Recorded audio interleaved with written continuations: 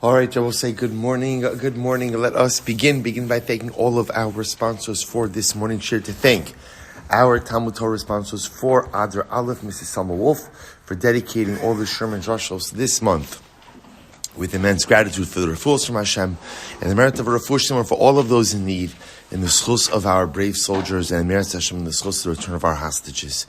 To thank the Schwarzbaum family for dedicating all Shiurim Drushos this month in memory of Rabbi Aharon Schwarzbaum, Aharon Yosef ben Meir, and the Lavine and Behrman families in memory of Mr. William Zev Shmuel ben Yisroel.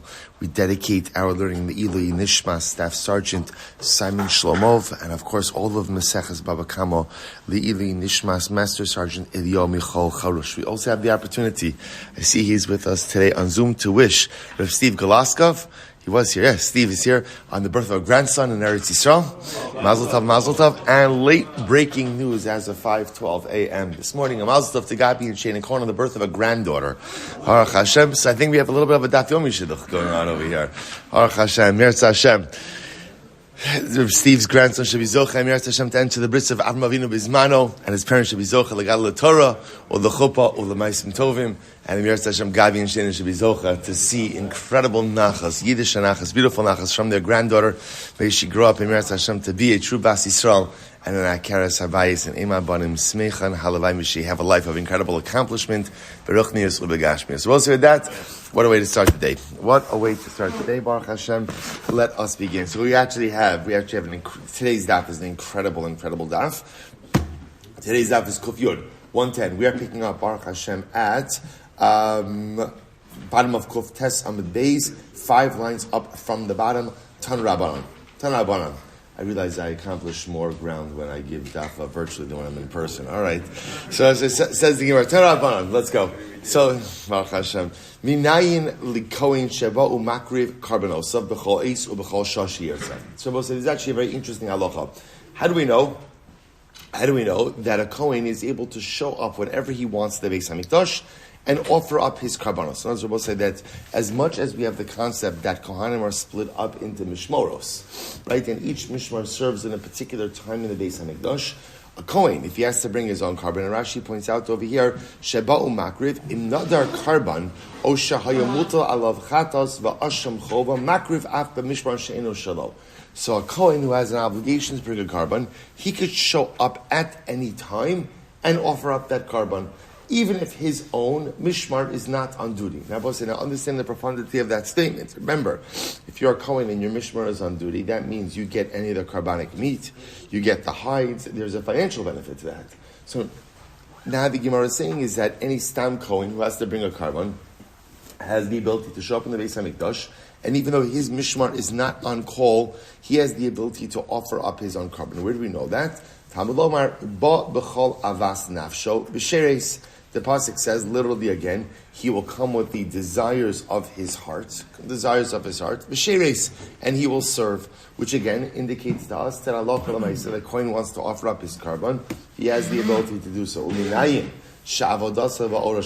do we know that he gets to keep the meat and the hide? So we'll say avodasa, Rashi points out over here, is schar avodasa, literally the wages for his work, which Rashi says is the meat, and Ora, of course, are the hides. So how do we know, again, not only could he offer up the karban, but that he has the ability to keep the meat and to keep the hides? Ta'olomar v'ish es kadashav lo yihiyah. The pasuk says, and a man and his consecrated offerings, lo yihiyah, will belong to him. So Rabbi says, so a dual halacha. Number one, that a kohen can come into the Beis Hamikdash at any time and offer up his own karban. I just want to be clear, right? A kohen can't walk into the Beis Hamikdash and decide, you know what, today I feel like offering up karbanos. If it's not his mishmar, right? If it's not his shift, then he can't do that. This is unique, is if he has the obligation to offer up his own karban, it's his karban, he has the ability to come to the Beis Hamikdash and essentially usurp the rights of the existing mishmar. Even though it's not his mishmar, he has the rights to offer. Not only does he have the right to offer, he also is entitled to consume the meat, as well as keep the hides. Incredible. The Gemara says, so what's the case? What's the case over here? So the Gemara says an interesting case. Let's say the kohen was a balmum. So we'll say, so now remember again, a kohen who has a blemish, he is not permitted to offer up a carbon, but he is permitted to eat sacrificial meat. So watch this. HaKetzad, if he was a balmum, so let's say a coin is a balmum. He has a carbon, he has a nedar and a dava that he wants to offer up. So he comes to Beis HaMikdash. Now obviously he can't offer it up. He can't offer it up, right? He can't sacrifice it. So what does he do? He gives over the animal to one of the kohanim in that particular shift. Va'avodaso va'ora shalo. But he gets to keep the meat, he gets to eat the meat and keep the hide. Keep the hide. Rabbi says, this is really very interesting. Take a look at Rashi for just a moment. Last Rashi in the Daf. So remember again, a kohen who's a balmum, he is permitted to eat sacrificial meat, but is not permitted to offer up the carbon. So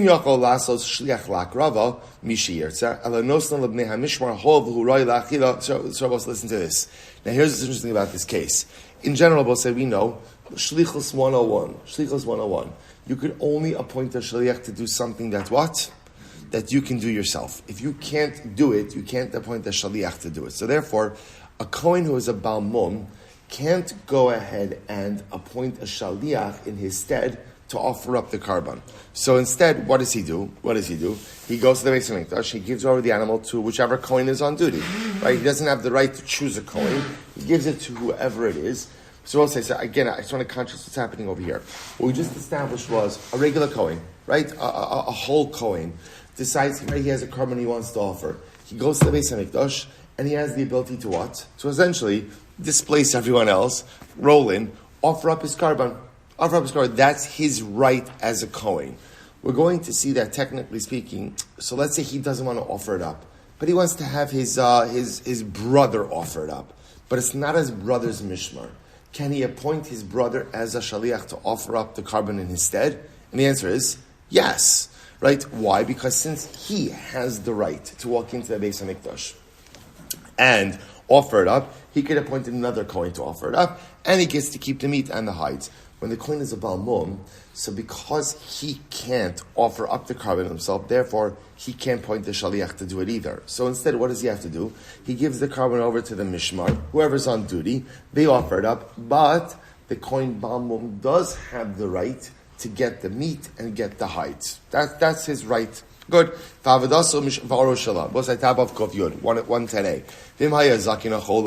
What happens if the kohen ultimately again was old or was sick? So we'll see exactly what that means in just a moment. So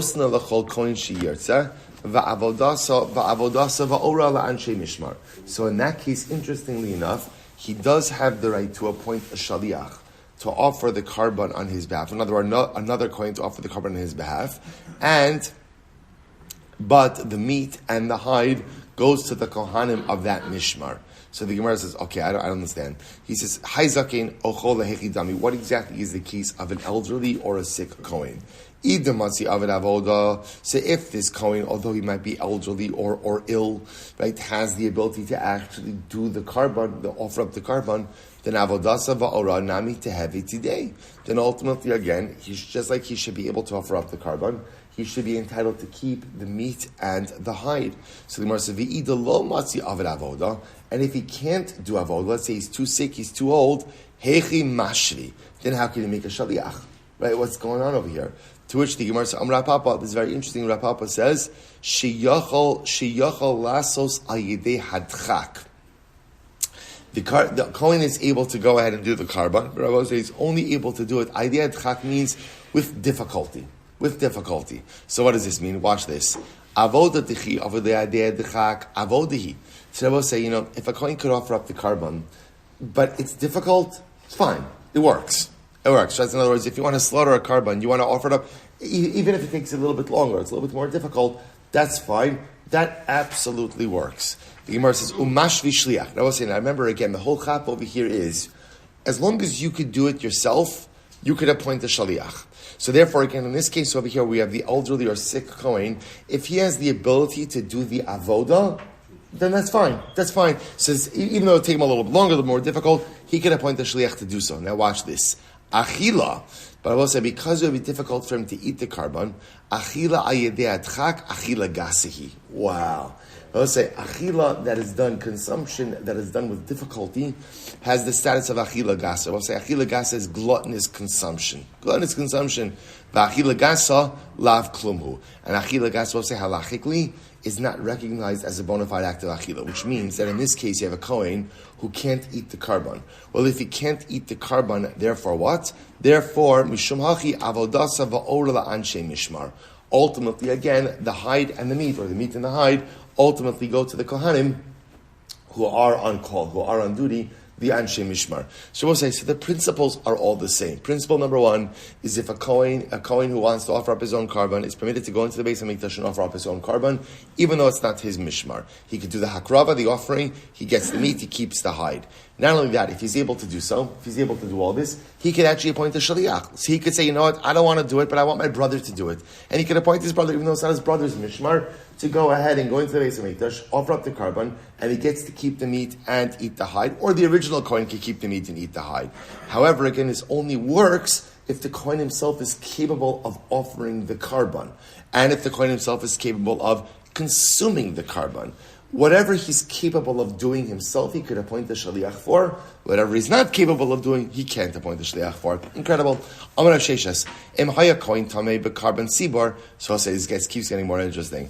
What happens if haloch halamaisa, he's tamei, but the carbon in question is a communal offering?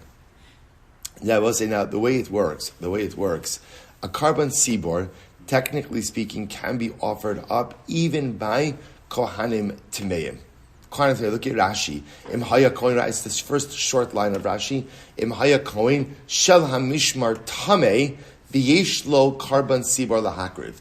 If the koin, now we'll have to define the parameters of this case in just a bit, but let's say the koin of the particular mishmar is tamei, and he has a carbon sibor. And I will say, we know the concept of tuma hutra b'sibor. The concept that sometimes the laws of Tumah are set aside when it comes to communal offerings. So now watch this. If he was a kohen tamei, now I will say, now in this case, we're talking about the coin of the actual mishmar. But carbon sibar, nosna l'chol mishiyirtza, he can go ahead and give it to any kohen who he wants. But the meat and the hide, they remain the property of the kohen who are on call. Take a look at Rashi.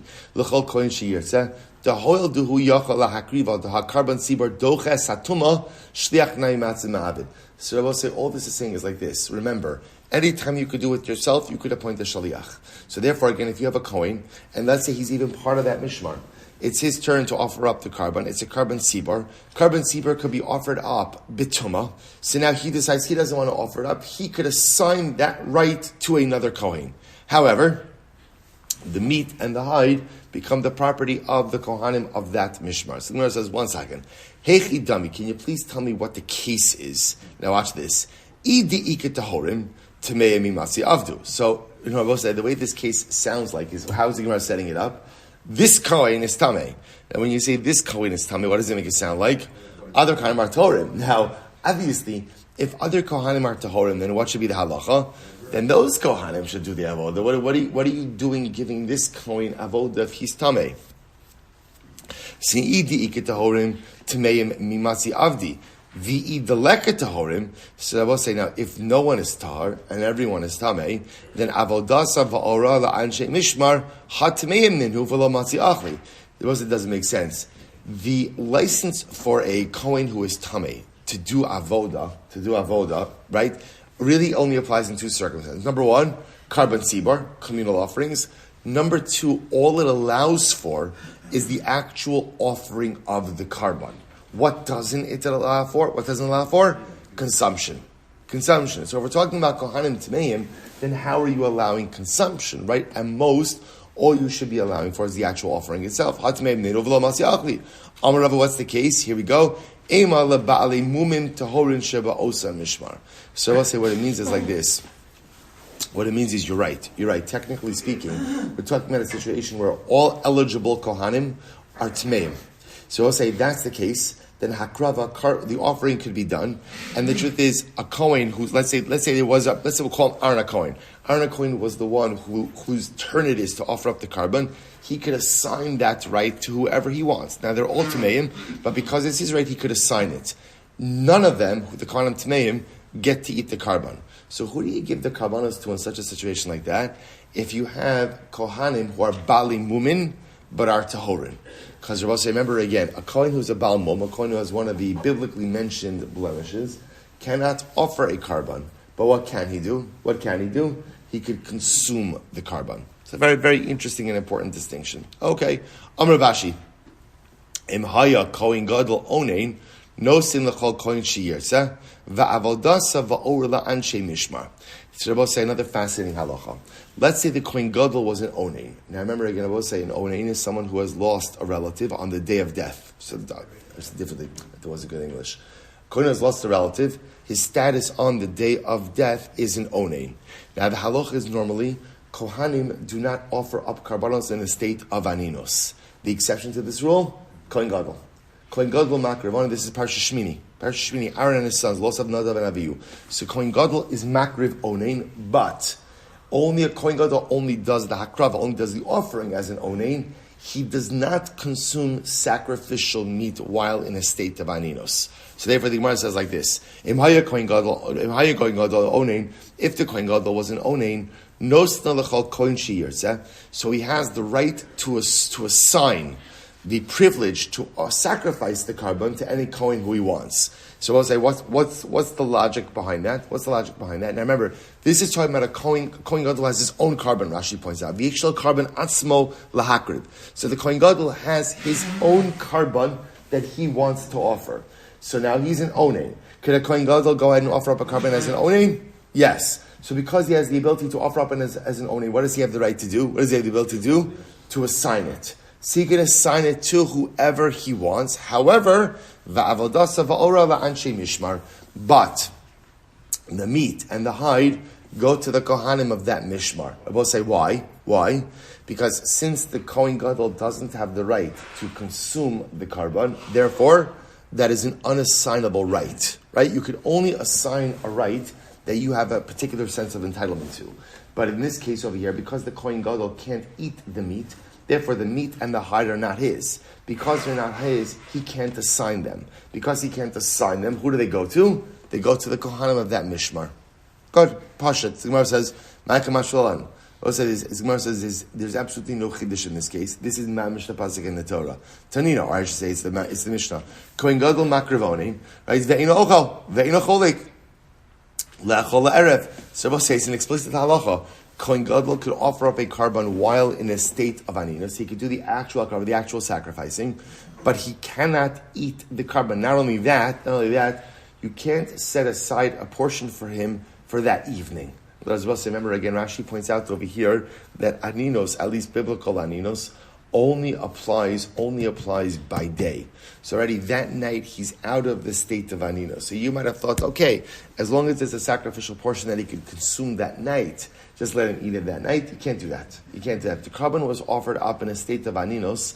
As much as the Kohen Gadol is permitted to offer it up, he's not permitted to have a portion for consumption. So I will say, what's the chiddush? To which the Gemara says, I'll tell you why. So the Gemara says, I would have thought, I would have thought, when does the Kohen Gadol have a license? He has a license to sacrifice, to offer, when he himself is doing it. But if the Kohen Gadol, but I would have thought that maybe as an onein, while the Kohen Gadol has the right to offer up the carbon himself, he does not have the right to assign that, to make a shaliach. Kamash Molan, he does. Rabbi say it just follows in line with the logic of the entire sugya. That essentially what we started is like this: a Kohen has a unique right that as much as Kohen are split up into mishmoros, whenever a Kohen wants to offer up his own carbon, he has the right to roll into the Beis Hamikdash and do it and displace the mishmar. Not only that, he has the right to offer it. He has the right to eat the meat. He has the right to go ahead and keep the hides. Not only that, but when the Kohen has his own carbon, Because he could do it, he could assign that right to someone else. And whichever coin he assigns that right to, also, like him, has the ability to offer it, to eat the meat, and to keep the hide. However, you only have the right to assign a right, you only have the ability to assign that right when you are capable of doing it yourself. So if whatever as a kohen you can't do yourself, you can't assign. So therefore, again, halacha l'maisa, a kohen who's a baal mum, who has a karban, as much as he's entitled to eat the meat and keep the hide, he can't assign the right of slaughter to whoever he wants. He comes to the Beis HaMikdash, gives it to whoever is on call. Kohen Gadol, who's an onain, he has the right to go ahead and assign the right of slaughter, but doesn't have the right to assign the meat and the hide. Why? Because as the Kohen Gadol, even as an onain, he has a right to offer, but doesn't have a right to consume the meat and the hide in a state of aninus. So we'll say, absolutely incredible. Absolutely incredible. How about in the zchus and Meir Hashem of learning all these beautiful sugyas concerning the hakrava of the various kohanim should be zoch and Meir Hashem to see the kohanim reactivated in their duty, reactivated in third base and here Rabbi Amenu Amen. We'll say it's gone in the Mishnah. Hagoz la sagar. So we'll say this is actually very interesting. We actually quoted this Mishnah in yesterday's daf. Here we go. Here it is. Hagoz la sagar v'nishpalo. So we'll say, so watch this. I steal from a ger. And I'm confronted by the theft, and I lie. I swear that I did not steal. Umeis, now the ger dies. I will say now the unwritten part of the Mishnah is what happens after the ger dies. I admit that I swore falsely. So what's talacha? Harezem mishalim karen v'chomesh lakohanim ba'ashal mizbeach. So what says here it is. So I have to pay karen and chomesh. To the Kohanim, right? And that money, the money literally goes to the Kohanim. And carbon asham. And of course, I don't think I mentioned this in yesterday's shir, but of course, what's incredibly unique about this halacha is you're chayiv all of these payments, but yet again, the person to whom you are chayiv is dead, right? Which of course you never have in halacha. Now, of course, now remember what's unique about this. So already the Gemara spoke this out. La Hashem, la Kohanim. So what's unique about this is when you make that hodah, when you make that admission, essentially, the Ribono Shel Olam takes over the debt of the ger. That's what's happening over here. My admission is to the Ribono Shel Olam, who then, when he takes possession of the item, conveys ownership over it to the Kohanim. Then, so the Gemara says, sheleima, where do we know this from? V'im ein la ish goel, la hashiv ha'asham elav, ha'asham hamushav la'ashem, la kohen. Milvat ela kiporim asheyichaper bo'alav. So we'll say, because the pasuk itself says, if a person does not have any redeemers, person doesn't have any relatives, to return the stolen object to ha'asham hamushav, right? Literally again, the guilt offering, the guilt item that has to be returned. La'ashem, la'kohen. It'll go to HaKadosh Baruch Hu, then it goes to the kohen. Milvat ela kiporim asheyichaper bo. In addition to the carbon asham that you also have to go ahead and offer up. Okay, so we'll say, so that's it. That's Gezel Ager. We've been talking about it for so long, but this is the Mishnah now. This is the Mishnah of Gezel Ager. Next. Hayamala asa kesev asa asham umeis. Umeis was this interesting case. So let's say, we'll call him Ruvain. Ruvain stole from a ger. Same case. Ruvain stole from ger, swore that he did not steal from ger. Ger died. Ruvain admitted his guilt. Now, what is he doing? What's the first thing he's doing? Trip to the Beis HaMikdash. What is he going to be doing in the Beis HaMikdash? What is he doing? Great. Karen, Chomesh to the Kohanim, and Asham offered up on the Mizbeach. Okay, so now what happens? So Reuben's going up to Yerushalayim, Umeis. He dies on the way to Yerushalayim. He dies on the way. So what do you do with everything? So watch this. So Akesef Inasein Labana. So this is very interesting. The money, i.e. the Karen and the Chomesh, goes back to Reuven's kids. Essentially, he becomes an inheritable asset. Reuven's kids get back. Now what's the pshat with that? Take a look at Rashi. Second Rashi in the Mishnah. Rashi is right across from Tosos Leba'ali Mumin. Hakesef Yinosin Leba'alav Shal Gazlan. Why? Daha Zocha Be Mimisas Hager. So we'll say, listen to this. This is a fascinating Rashi. Let's play this out. When Reuven steals from Ger, right? And Ger dies. What's the halacha? And remember, we're talking about a case where the ger has absolutely no relatives. Let's say, what is, as they say, the halacha yiveish, right? What's the pure halacha? Right? It's Reuven's. That's it. There's nothing more to talk about. Let's say you can't owe money to someone if there's no one claiming it, right? So at the end of the day, Ger died. There's no relatives. Reuven really is the owner of that money. As much as it came to him in an inappropriate way, Lamaisa, he is the owner of the money. So Rashi points out over here. Rashi says, Ella de boile avarashava ki hecha de tehavile kapara ashvu asay. So we'll say, so why is it, if Reuven is technically the legal owner of the money, then why does he have to give it back? And what's the answer? The answer is because he swore falsely. That's really what's driving all of this. He swore falsely, admitted his false oath, and requires atonement for the oath.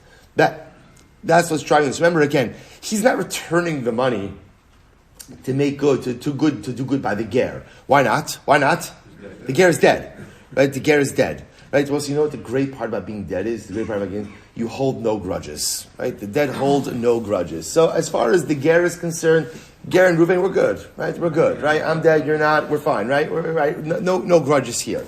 So we'll say, so now what Reuven has to settle up is a false oath, shvuah sheker, right? It's a false oath. He has to go ahead and settle this up. So that's why he has to go ahead and pay the keren, the chomesh, and the asham. He needs the kapara. Now watch this. Rashi says, Vizimar says, the hashda sulaka kapara keva de mislay. Now listen now what happens over here. In this case, Reuven died, right? Reuven dies on the Beis Hamikdash. Now let's say what happens. Once he dies, he no longer needs the kapara. So the kapara, it's actually a very profound statement. Kapara is a gift given to the living. Kapara is a gift given to the living. Once you die, your assets are frozen, right? So whatever you did or you didn't do, that's for you to reflect on for eternity. Kapara is a gift given to the living. I will say that's why we have such an urgency to do tshuva. Shuv yom echa lifnei mosecha. Repent. Do tshuva one day before you die. I never know the day that I'm going to die. Exactly. Like Shlomo says. Make sure my clothing is white at all times. Kapara is a gift that HaKadosh Baruch Hu gives us to right the wrongs. But you only have that gift when you are living and breathing. The moment you leave this world, that opportunity is lost. Now, there are other ways for the dead to receive kapara, and that's ultimately, again, through the actions of the living. Well, but that's a separate topic. So the idea over here is that when Reuven's on the way up to the Beis Hamikdash, and he dies, we're done. The whole point of the returning of the keren and the chomesh was to effect atonement for Reuven. Now that Reuven's dead, that he no longer needs that atonement. So now we go full circle. Now that he no longer needs that atonement, I both say, whose money does that? Who does the money belong to? Who does the money belong to? Reuven's estate. Because let's remember again, once the ger died and there were no claimants on the money, as much as it was ill-gotten money, at the end of the day, it was Reuven's property to begin with. Once the ger died, the only thing pushing him to return it to the Kohanim was the fact that he needed kapara for his false oath. But now he's dead. He doesn't need the kapara, so the money becomes his children's property. We'll say it's incredible. However, right? I'm sorry. So that's right. So hakesef in the bottom. What about the asham? Right? That works to the keren and the chomesh. What about the asham? Va'asham yira achi staiv. So what the asham is, you let the animal graze. Until it develops a mum. The yimkar v'yiplu dama v'nedava. Then sell it off and use the proceeds for a carbon adava. Right? Remember again, the animal obviously can't revert back to being a mundane animal. So the way it does work now, we'll say here's the problem. You also can't offer it up as an asham. Why can't you offer it up as an asham? Why not? Because halacha l'maisa, asham shemesu balav. You can't offer up an asham if there's not an owner of that sin offering. So Reuven's dead. His kids can't offer up an asham on his bed. There's no such thing like that. So instead what they do is let it graze, develop a mom. Once it's blemished, you could sell it. Again, the money's still consecrated, so they'll have to use the money for another carbon for a nadava. Incredible case. Next, so we'll say, now what happens? Watch this. What happens if Reuven went up to Yerushalayim, he gave the keren and the chomesh to the Kohanim, and then he died? The kids are like, come on, you couldn't do that 5 minutes earlier. Right? So the Gemara says, "Nasan hakesef la'anshe mishmar umeis, ein hayarshin yicholna lahotzi miyadam." So I'll say, so in that case, right? So the yarshin can't extract the money from the kohanim, obviously, because it's already been given to the kohanim. Shnei mar v'ish asher yitin lakohen lo yihiyah, because the pasuk says essentially when you give something to a kohen, it becomes the portion of the kohen. Okay.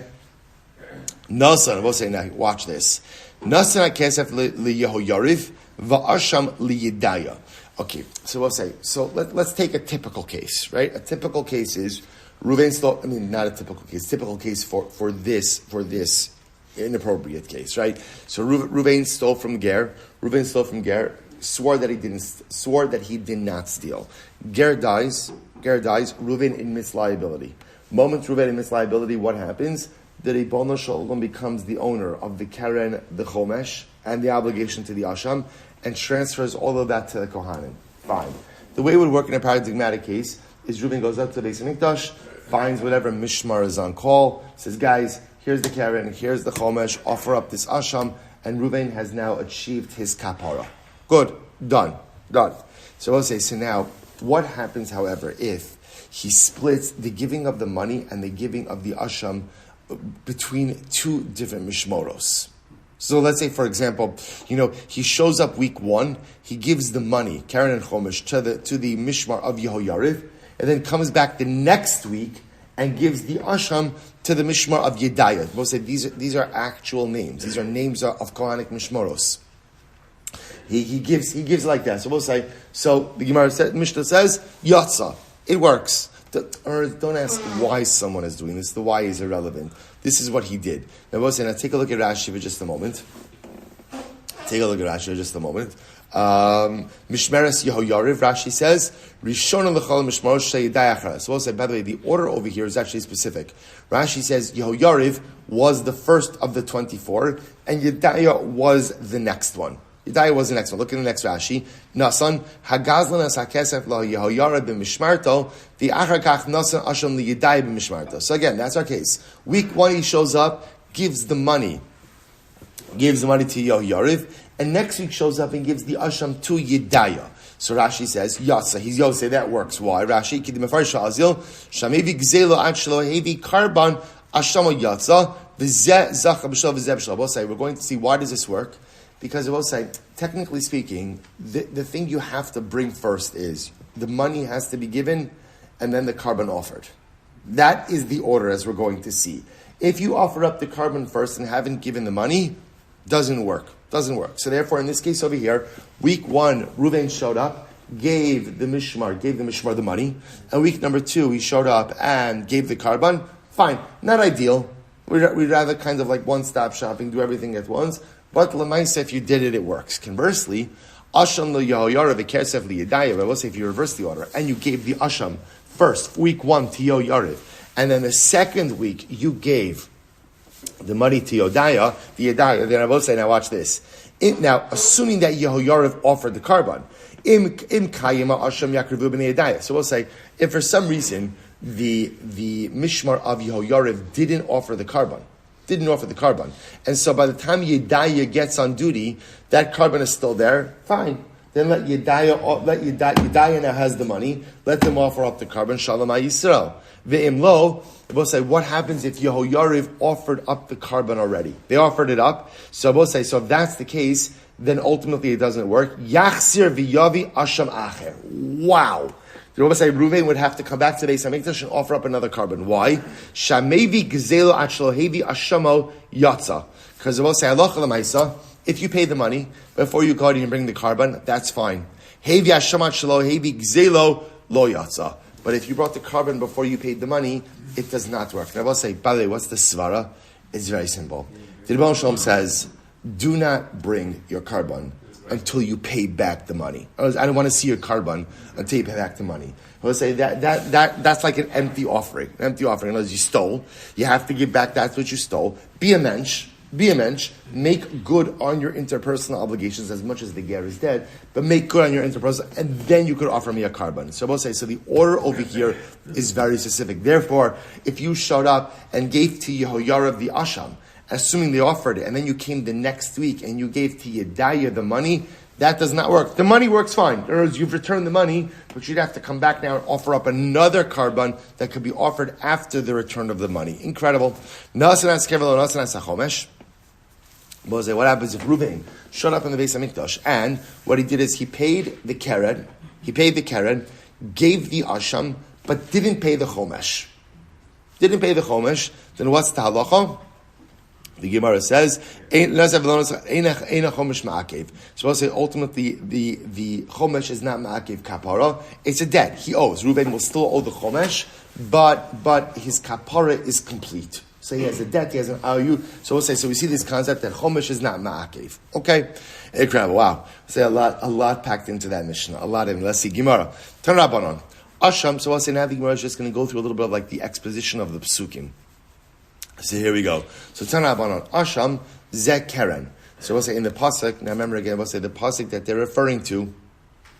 The pasuk that they're referring to is Vim Ein La Ish Goel La Shiva Asham Elav. Right, if the person, the ger who died, does not have a relative, right, to return the stolen object to him, Ha'asham Hamushav La Hashem. La Kohen. So the Asham Hamushav, the literally again the stolen item that will be returned, La Hashem, La Kohen, Milvad Ela Kippur Shei Chaper Alav, who shall be returned to HaKadosh Baruch Hu, who then gives it to the Kohanim in addition to the carbonic obligation. All right, so now let's go. Tanabanan. Asham Zek Karban. So we'll say Asham, that refers to the carbon. I'm sorry, Zekaren, Zekaren, this refers to the principle, thank you. Hamushav, that is returned, Zechomesh. This refers to the additional fifth.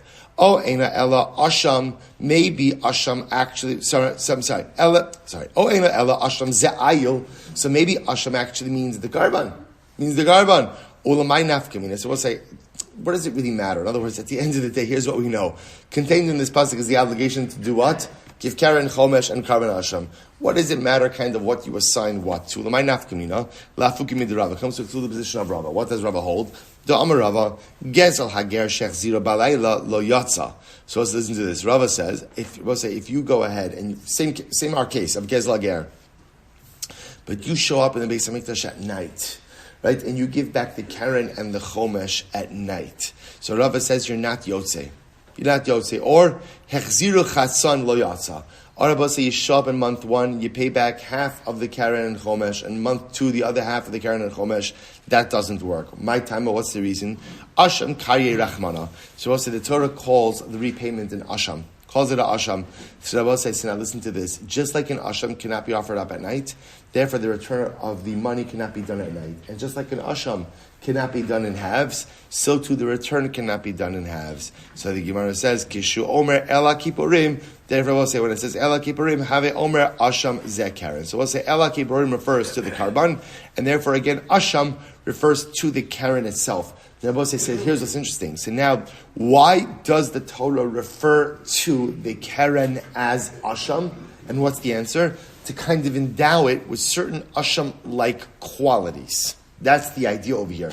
That just like Asham can't be offered up at night, so too repayment can't be done at night. Just like Asham can't be offered up in parts, so too again, repayment can't be done in parts. Incredible. Tanya Idach, another brayso. Asham Ze Karen.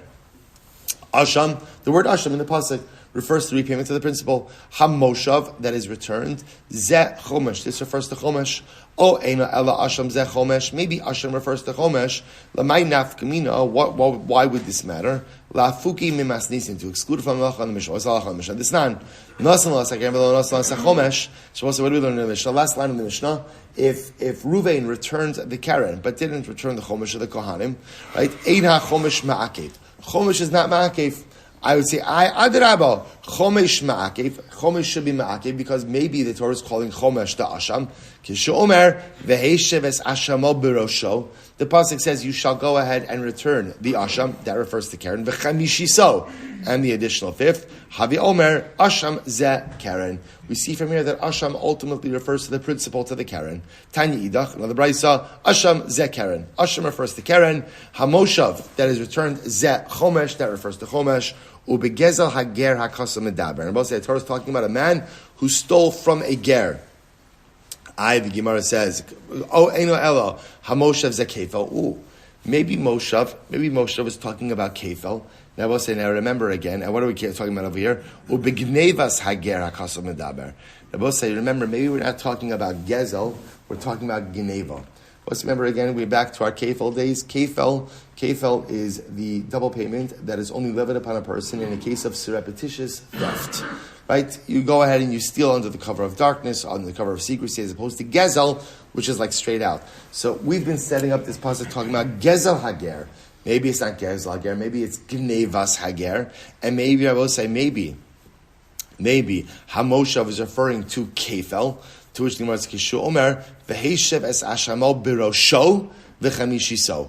So we'll say the pasuk says, you shall return that which you owe, the guilt item that you owe, birosho, literally again on its head, v'chamishiso on its head, and an additional fifth, hare mamon hamishtalim birosh hakaso b'daber. We're talking about money that is paid birosh. Now we'll say the Gemara says, birosh over here means on its own.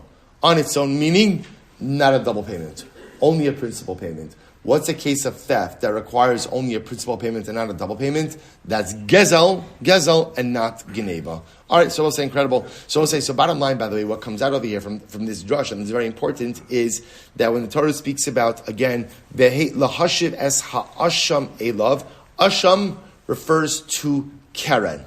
Because remember again, don't get confused. Even though the thief has to offer up what? A karban asham, that's referred to later on in the pasuk of milvad el hakipurim.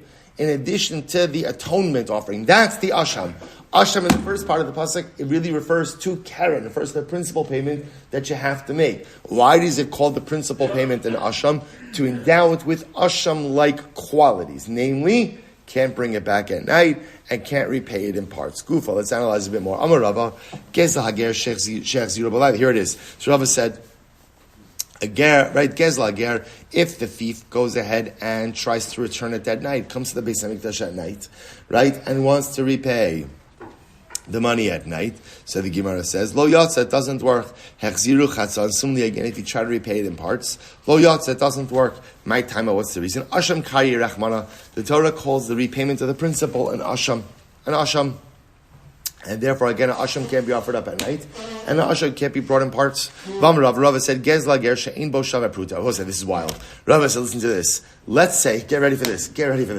All right, Reuven stole from the ger. Same case of us. Stole from the ger, swore that he didn't. Ger died. Now admits liability. He's going up to the Beis HaMikdash to pay his Karen and his Chomesh. We'll say what happens. Let's say the amount that he stole, when you divide it amongst the mishmar, because that's what happens. We'll say, remember again, when you bring back that money that you stole, you bring it to the Beis HaMikdash. Who's getting it? The mishmar. It's evenly divided amongst the mishmar. Let's say when you evenly divide it amongst the mishmar, there's less than a pruta for every kohen. So we'll say, what's the halacha? Lo yotzi yedei chovaso. The thief is not yotze. The thief is not yotze's obligation to return the stolen object. So we'll say, so what does he do? By the way, look at this. This is crazy. Right? Not crazy. Rashi says over here, the whole kohen of kohen, look at last line. Sheh mishmar, umosef mishalo od lahashlim. So what does he have to do about as well? Rashi says, he has to add on additional money. So if Reuven shows up with the stolen money, and when they do the math, they divide it up amongst the mishmar, every kohen gets less than a pruta, Reuven must contribute additional personal funds to bring the repayment above the pruta threshold for every single kohen. Wow. The Gemara says, my taimo, what's the reason? Because Rabbi said, the halach is you have to return the stolen property to the kohanim. We'll say, for something to be considered a halachic return, a hashava, it has to be significant. What's the basic threshold of monetary significance? A pruta. Incredible. So if there's not enough of the stolen money to give every single kohen in the mishmar a pruta, so Reuven, you got to make them whole. You got to add on from your own money to give them a pruta's worth. Bye, Rava. Also listen to this. Ein bo l'mishmeres yariv. V'yesh bo l'mishmeres amud beis. V'yesh bo l'mishmeres yidaya mahu.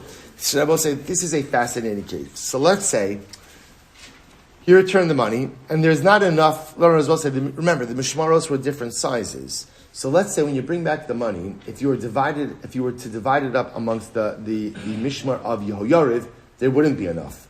But if you divide it up amongst the mishmar of Yedaya, there is enough. So Mahu, what's talacha? So the Gemara says, well, what's the case? Hey, Hidami. So I understand. If we're talking about a case where you're showing up at the Beis HaMikdash, and it's the shift of Yedaya, and you're dividing it up amongst Yedaya, then Shalom Yisrael, everything is great. Lo tzricha, watch this. Lo tzricha, diyavi liyedaya b'mishmarta diyahoyariv mai. So we'll say, now watch this. No, what's the case? This is incredible. Right? Reuven showed up to the Beis HaMikdash. So exciting to be in the Beis HaMikdash. Right? Reuven is showing up to the Beis HaMikdash, and whose shift is it? It's the shift of Yehoyariv. They're the mishmar on call. But what does Reuven do? Right? Reuven's a shtickle accountant, so he realized it's not good. Right? So if I go ahead and I give it to Yehoyariv, I'm going to have to pay extra money. So instead, what does he do? He just decides on his own to give the money to the mishmar of to give to Yedaya, right? So again, it's the when he calls into the Beis HaMikdash, it is the mishmar of Yehoyariv. He does the math. If I give it to them, I'm going to have to supplement. So he makes the decision. I'm going to give it to Yedaya. He's going to give it to Yedaya. So the Gemara says, does that work? So mi amiran kevin the lav mishmarta who, since it's not the mishmar of Yedaya, v'lo klumhu. Different will say that's not a hashava. You can't do that. The way it works is who gets gezel hager? Who gets it? The shift on call, right? So you can't decide to give it to someone else because it fits your financial needs better. The other possibility is maybe not. Maybe Rabbi will say, since this money would have never really been a good fit for Yehoyariv. Why not? Because they would have gotten less than a pruta, so maybe it's not fit, so to speak, for this mishmar. And by definition, it should go to a mishmar that ultimately would be meaningful for, like Yedaya. So we'll say, what's the halacha? Teiku. All right, someone leaves this one open. Interesting. So by Rava, Kohanim ma'ashichu. So let's listen to this. Kohanim ma'ashi yichleku gezel hager keneged gezel hager. So we'll say, this is great. Are Kohanim allowed to trade portions? Now watch this. So we'll say, so let's say again, Baruch Hashem, it's been a busy week, a busy Gezel Hager week. Right? People are learning the sugya Daf Yomi. Everybody wants to be a Baal Tshuva. So I realize, right? Reuven realizes, Shimon realizes that we stole from Ger and we swore, we admitted. So everybody's bringing up their Gezel Hager. So we'll say, so what happens? So now Reuven brings up his Gezel Hager on Monday, and Shimon brings up his Gezel Hager on Tuesday. So we'll say, are Kohanim allowed to trade their respective portions of Gezel Hager with each other? I will say, now this would make a bit more sense if we're talking about a situation where, let's say, Reuven and Shimon are paying back their Gezel Hager in merchandise. In other words, let's say they stole sheep from the Ger. The sheep are still there, right? So Reuven's bringing up his Gezel Hager, which is sheep, and let's say Shimon's bringing up his Gezel Hager, which are oxen. All right, all in the same mishmar. So now, could the Kohanim trade? Right? What do you think Kohanim do during recess, right? In other words, right? They get recently business, right? They're trading snacks, they're trading Gezel Hager, right? So can they trade their stuff, their respective portions with each other? So Miyamina, so we'll say, now watch what this entails. Miyamina, Asham Kairachmana. So we'll say, on one hand, the Torah calls Gezel Hager Asham. Right? It calls it an asham.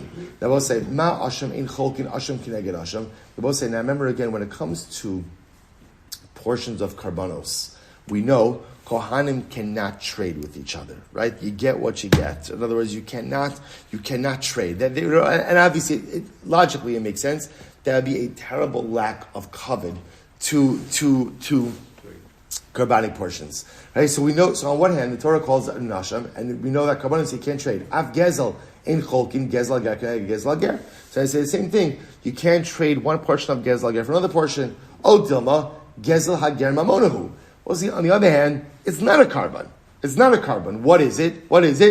It's money, or in other words, it's a commodity.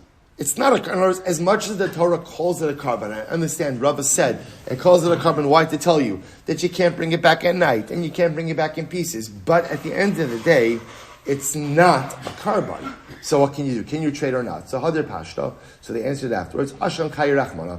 Torah calls it an Asham, I'll say. So Ravacha said, so the Gemara answered, we called it an asham, we called it an asham, we treat it like a carbon. Therefore, it is endowed with carbonic qualities, and just like Kohanim can't trade carbonic portions. They also can't swap Gezel Hager portions as well. Rav Acha B'rei Rava Masni La Behedja. Rav Acha B'rei Rava answered this explicitly. He said, Amar Rava, Kohanim ein cholkin Gezel Hager keneged Gezel Hager. Kohanim cannot trade portions of Gezel Hager. Right? My taima Asham Kayi Rachmana. Torah calls it an Asham. So we'll say, since the Torah endows it, so to speak, with quasi-carbonic identity, therefore, halacha l'maisa, Kohanim can't trade their respective portions. And I will say, that is how the Rambam paskins, halacha l'maisa. Beautiful. By Rava. For us say, incredible Gemara today. Absolutely incredible Gemara today. By Rava. Kohanim begezel hager, yarshin havu, or mekabli matanosu. Okay, so we'll say, now watch this. How do we view Kohanim's entitlement to gezel hager? Right? Are they considered to be yarshim? Others will say, do we look at this almost like a right that they inherit, or are they considered to be recipients of gifts? Okay, we'll see what the nafkamina is in just a moment. Someone goes, my nafkamina, what does it matter? I'll tell you why. Kigon, watch this. Kigon shegazal chametz shara lava pesach. Now watch this. Here's the case. Ruvain stole chametz from the ger. So now what happened? Ruvain swore that he didn't steal it. Ger dies, and now Ruvain admits that he has liability. He has to go ahead and now bring back Karen, Chomesh, and the Karban Asham. Meanwhile, what's happened? Pesach has passed. So I'll say, so now the stolen item that Ruvain has in his possession is chametz sha'avar lava Pesach. What can you do with chametz sha'avar lava Pesach? What can you do with it? Okay, do with it? You can throw it in the garbage. That's pretty much all you can do with it, right? In other words, there's no benefit to be clean. But it's still extendable. And now remember, it's important to remember one thing. Pause here, which is moment Gezel Hager. What happens halacha l'maisa if Reuven were to steal from Shimon chametz, and then again Pesach goes by, and Reuven decides he wants to be a Baal Tshuva, and the chametz is still extant? What could Reuven do? Right? Reuven goes back. He gives the chametz back to Shimon. And he says, "What does he say? Right? That magical phrase. Harei shalcha lefanecha. 3 words. Here it is. This is what I stole from you. This is what I'm giving you back. And again, I will say that's it. Reuven has discharged his obligation, even though he is effectively giving Shimon back something fundamentally worthless. So we'll say, so now, what do you do like this in a case of Gezel Hager, where the item that's being returned out to the Kohanim is chametz shavar lava Pesach? So watch this. If you look at the Kohanim almost as the inheritors of the ger, right? That's how we look at that. Kohanim are mishpacha of the ger. And therefore, again, when the ger dies, and Reuven admits his liability, then halacha l'maisa the Kohanim inherit the ger. So Hy'd Moris. So I'll say, so ultimately again, look at Rashi. Rashi says, Hy'd Yaris, Yerusha zos nafal lahen, v'hareim lifnein, she'ilu haya ger kayim, haya zomer shachal panecha. So we'll say if they're inheritors, then they're in no better of a position than the ger himself. And just like if the ger was still alive and Reuven wanted to do tshuva, what would he be able to do? He returns the object to the ger, even though right now the object is absolutely worthless. So they have no taina. On the other hand, the imakabli matanos havu, I will say, but if we look at this as kind of like one of the matnos kahuna. No, maybe Gezel Hager, also when we say to receive a gift, it doesn't mean just sound like a gift. Maybe Gezel Hager is actually one of the Kohanic gifts that Kohanim are entitled to. If that's the case, the Gemara says, if so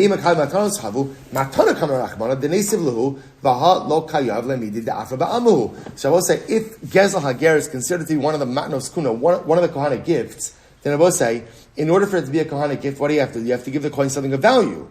Therefore, again, this has nothing, this is not of value right now. Therefore, again, Reuven will be obligated to give them financial restitution. I will say, hear this? Isn't this fascinating? So now that we've established that Kohanim get Gezel Hager, what is the nature of the entitlement? Are they inheritors? In which case, they're in no better position than the ger himself.